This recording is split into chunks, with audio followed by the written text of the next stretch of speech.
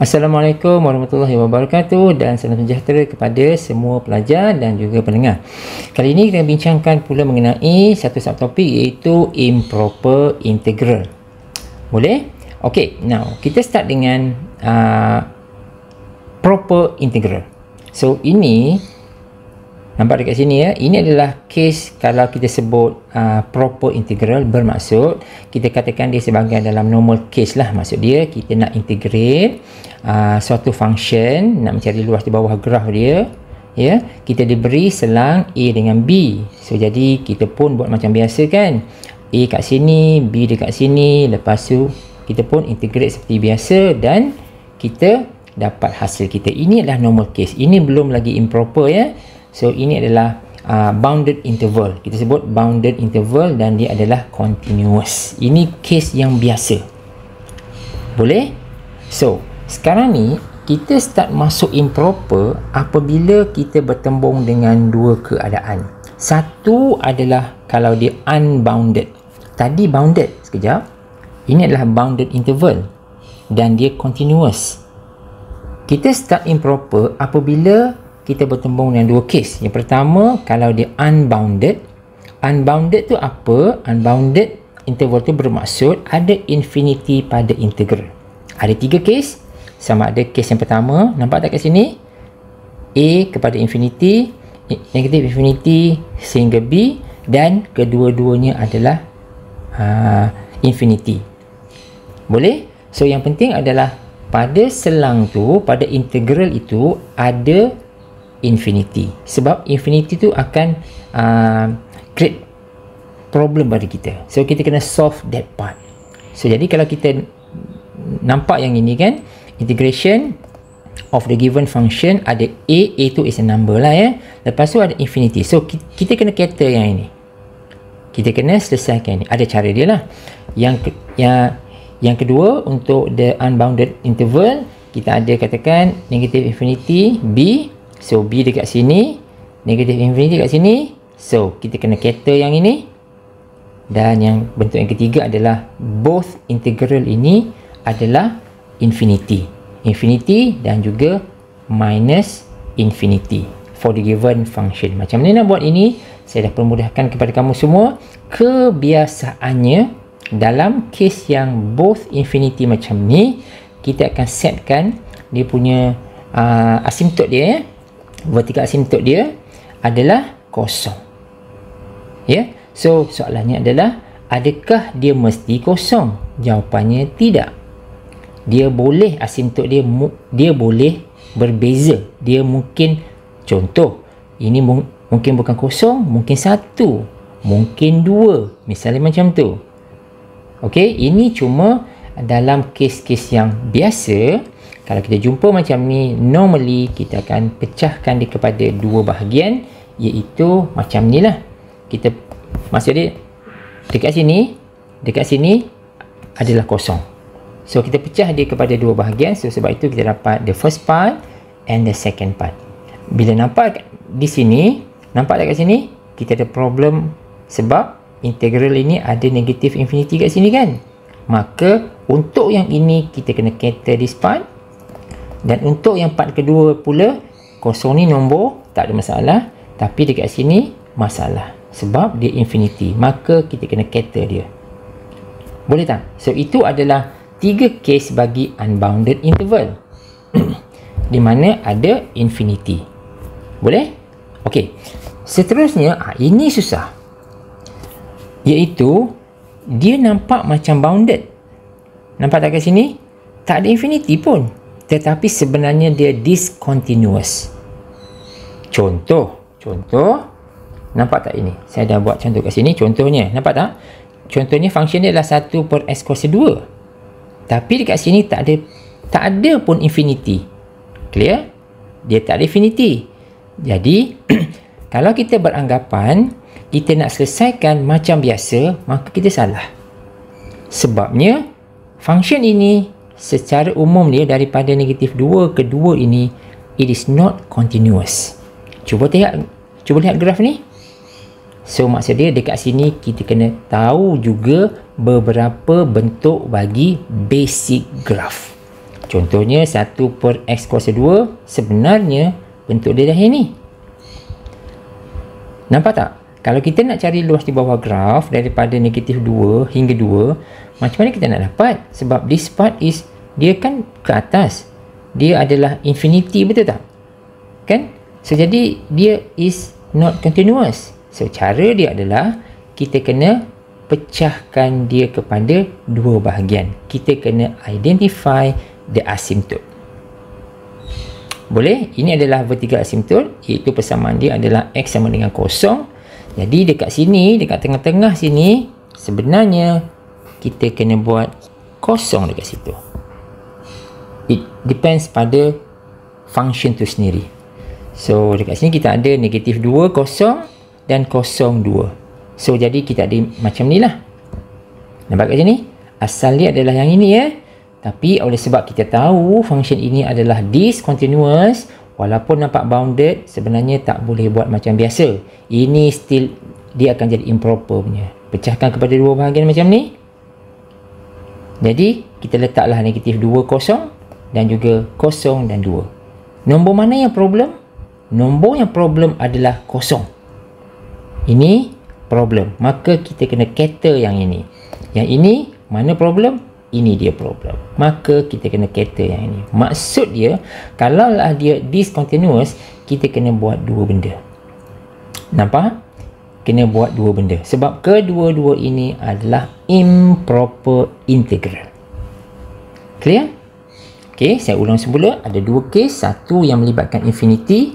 Sebab dia adalah unbounded interval. Ada infinity. Satu bahagian ataupun dua-dua bahagian. Yang kedua, dia nampak macam bounded, tetapi sebenarnya the given function is tidak selanjar, discontinuous. Kena fikirkan rajah tu sebenarnya macam mana, what is the vertical asymptote. Boleh? So once kita dah declare the vertical asymptote, maka kita akan guna vertical asymptote tu untuk kita pecahkan kepada dua bahagian. Lepas tu identify mana yang problem. The problem adalah yang kosong. Yang kosong, maka kita akan cater yang itu. So macam mana nak buat, saya akan terangkan kemudian. So cuma keep in mind, ini yang case continuous ini dia sedikit susah lah ya. So kita kena alert tentang bentuk fungsi tersebut. Baik, sekarang saya nak terangkan macam mana kita nak selesaikan the improper integral. Kita ambil satu contoh. Oh, sebelum itu ada dekat sini. Ada sedikit info kat sini. Bila kita cuba selesaikan, okey, sebelum ni kita nak bincang kat sini kan, kita lihat dulu sekejap ya. Korang tengok ni ya. Sebelum saya nak sambung yang ini, saya pergi ke sini dulu. To solve the improper integral, ini adalah contoh dia. Sebelah kiri ini adalah soalan dia. Sebelah kanan ini adalah cara dia. Ini penting ya.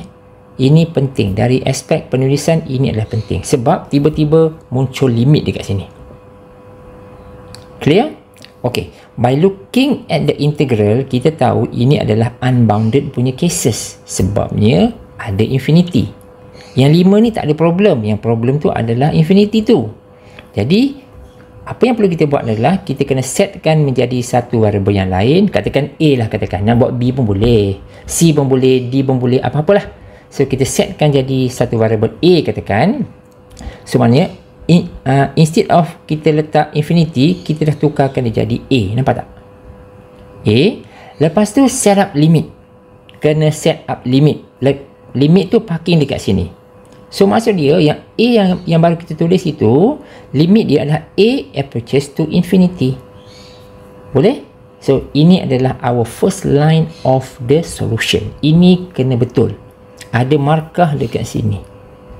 Boleh? So, ini dia. Jadi, sebenarnya, kita ada dua benda. Yang pertama adalah, we are going to solve the integral first. Yang limit ni, biar kita duduk diam-diam dulu. Ya, ini biar dulu. Kita selesaikan this part, the integral. Function ini susah ke, senang ke, itu cerita lain. Yang penting, kita selesaikan this part. Dah tak ada infinity dah. Kita buat ini, bila dah habis itu, baru kita tengok limit tu. So maksud dia we are going to solve the limit. Betul tak? So kita tak tahu apa hasil dekat sini, tapi last kali we are going to solve the limit. So this is the limit problem. So jadi hasil dia nanti, okey, kita bincang pasal hasil dia. Hasil dia nanti akan terbahagi kepada dua. Sama ada kita dapat suatu nombor, tak kisahlah nombor tu kosong ke, positif ke, negatif ke, tak kisah, janji dia nombor. Okey, ataupun satu lagi kita dapat infinity. It depends pada hasil kita. Boleh? So kalau kita dapat suatu nombor kat sini, maksud dia ini kita katakan converge, menumpulah. Tapi kalau kita dapat dia infinity, maka dekat sini diverge. Boleh? So itulah yang saya cuba sampaikan dekat atas ini. Yang ini. We are going to solve the unbounded interval and the discontinuity cases to find the limit. Limit ni bermaksud limit yang ini ya. This part. Nampak tak? So sebab itulah saya terangkan ni dulu. Sebelum kamu tanya limit tu datang macam mana? Ini dia. Ini daripada definition how to solve this kind of problem. So jadi saya katakan kalau limit tu exist, limit exist ni maksud dia kita dapat suatu nilai lah ya. Limit tu exist, kita dapat suatu nilai. Then we say the improper integral converge. Kalau limit tu does not exist, maksud dia kita dapat infinity macam tu, maka kita katakan the improper integral diverge. So yang paling mudah adalah macam ni lah ya. Limit ini bila kita selesaikan ini, kita nak check last our end product.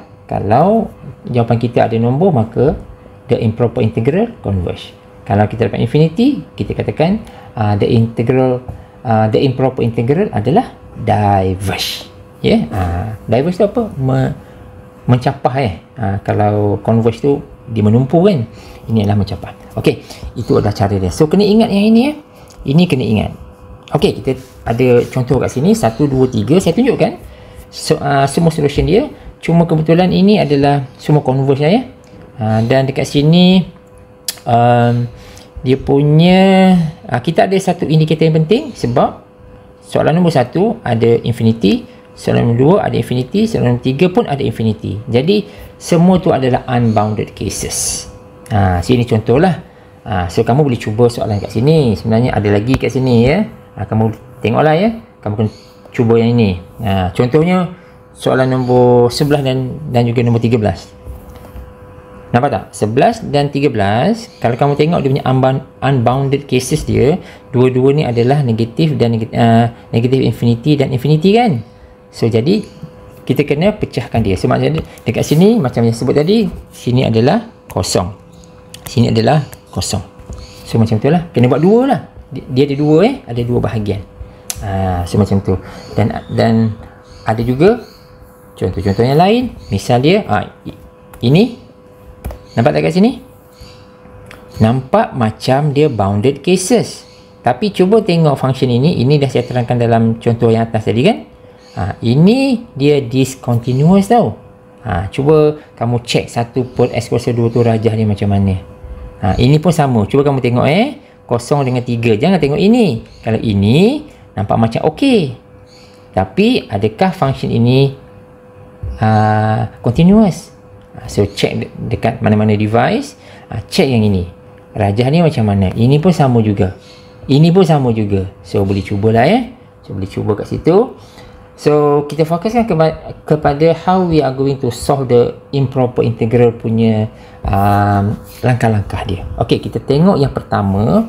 Yang pertama ini kita ada 1 per x kuasa 2. Okey, dan dia punya ini adalah 1 dan 1 sehingga infinity. Boleh? So kita dah tahu dah. Ini adalah unbounded cases. This part is problem. Ini maknanya kena tukar lah Ini kena tukar. Tukarkan ini jadi A katakan. So macam tu lah. So jadi secara umum ni kita dapat inilah. A dekat sini, 1 dekat sini. Betul? Lepas tu function dia masih kekal 1 per x kuasa 2 dx. Macam tu. Tapi kena set up limit, betul tak? So kita buat limit kat depan ni, limit. So kita gunalah balik tadi A approaches to infinity. Okay, settle. So macam tu lah. So jadi kita kena selesaikan dulu yang ini, this part kena selesaikan dulu. Ini solve dulu, tengok dapat jawapan apa. Lepas tu baru kita masukkan limit itu. Nampak? That is the basic idea how to do it. So jadi soalan 1, 2, 3 sama je sebenarnya ya. Sama saja sebab kita kena ini. Yang ini kena jadikan dia A. Ini kena jadikan dia A, set up limit dan sebagainya. So macam tu. So kita tengok jawapan kita, adakah kita dapat 1, 1/2 dan juga eksponen. So berikut adalah dia punya penyelesaian dia. Tengok kat sini ya. Soalan nombor 1. Okey, kamu boleh lihat dekat sini. First line ni sangat penting. Yang ini. Ya, first line ini sangat penting. Dah saya merahkan dekat sini. Yang merah ini adalah yang kita kena gantikan dia dengan variable yang lain. Kan? Ini adalah unbounded cases. Jadi the improper punya langkah-langkah dia adalah macam ni lah. Kena ini jadi A. Jangan lupa setup limit macam ni. Jadi dah saya sebut tadi, kita kena selesaikan this part terlebih dahulu sebelum kita masukkan limit tu. Kita pun buat sampai dekat sini. Nampak Sampai sini kita dah tak boleh buat apa dah. Then kita start substitute the limit value. Masukkanlah. Masukkan ini. Masukkan infinity ni pada A tu. Jadi bila kita masukkan situ, kita dapat ini.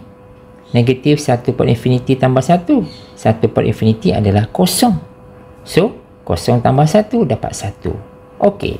Bila dapat nombor, maka the improper integral adalah converge. Clear?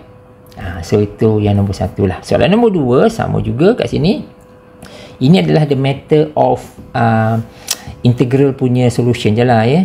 Sebab kalau kita dapat solve this part, yang ini, rasanya tak ada masalah. So macam tu. Okey, ini adalah langkah yang paling penting. Markah akan diberi dekat sini. Yang ni So, by looking at the integral, kita dapat tahu infinity sini kita kena cater dia lah. So, kita setkan kepada satu variable yang lain, katakan A. Sebab itu kita dapat A kat sini. Dan jangan lupa set up limit. Okey, set up limit ini. Dan we are going to solve the integral itself. Kamu buat sini sampai kat bawah ini. Ini kena buat secara berhati-hati Ini jangan gopoh. Kita buat sini sampai dekat sini, kita stop. Then baru kita substitute the limit value. See what happen.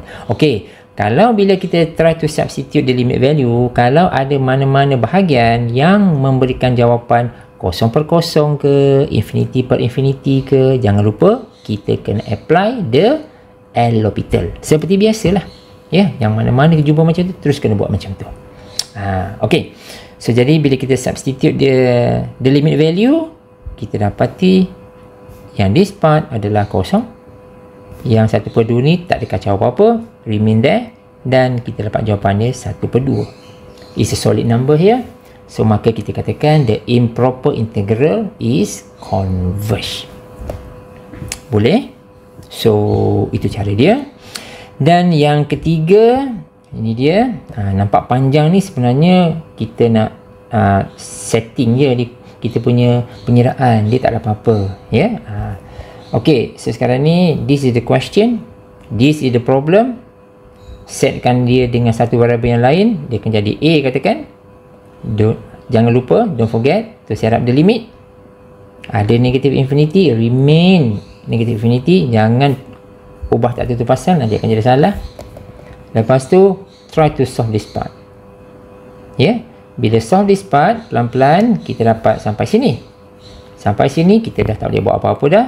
Then we substitute the limit value. Masukkan negative infinity tu pada A. So sebab itulah yang ini kita dapat ini.